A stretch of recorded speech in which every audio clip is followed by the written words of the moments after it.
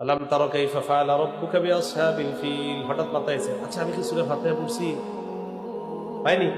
আচ্ছা, আসসালামু আলাইকুম ওয়া রাহমাতুল্লাহ। আরেকটা ফিরানোর আগে ফিরে আমি 3 রাকাত পড়লাম না 4 রাকাত? হয়নি? এরকম এক ঘটনা সাহাবীর সাথে হয়ে গেছে। সুবহানাল্লাহ। উসমান ইবনে আবিল আস রাদিয়াল্লাহু তাআলা আনহু আল্লাহর রাসূলের কাছে আসলেন। মুসলিম শরীফের বর্ণনা 2203 নম্বর হাদিস।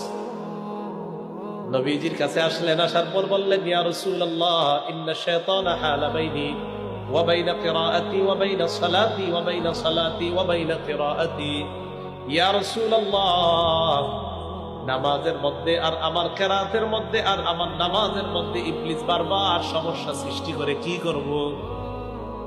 নবীজি বললেন, যাকা শাইতান ইকালু লাহু খিনজাব।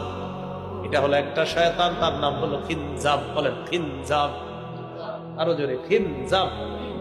নামাজে আমাদেরকে ডিস্টার্ব করে যে ইবলিসটা, ওর নাম খিনজাব। বলেন তো,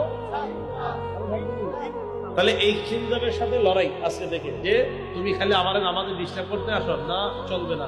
বলেন তো, আমাদেরকে নামাজে ডিস্টার্ব করে ইবলিসের যেই একটা লোক, কি ওর নাম, ইবলিসটার নাম কি? খিনজাব।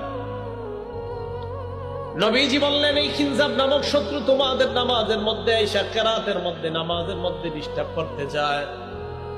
ফাইদা আহসাসতা, তুমি যখন অনুভব করবা খিনজাব তোমারে ডিস্টার্ব করে, ফাতাআওয়াজ বিল্লাহি মিনহু, আল্লাহর কাছে পানাহ চাও।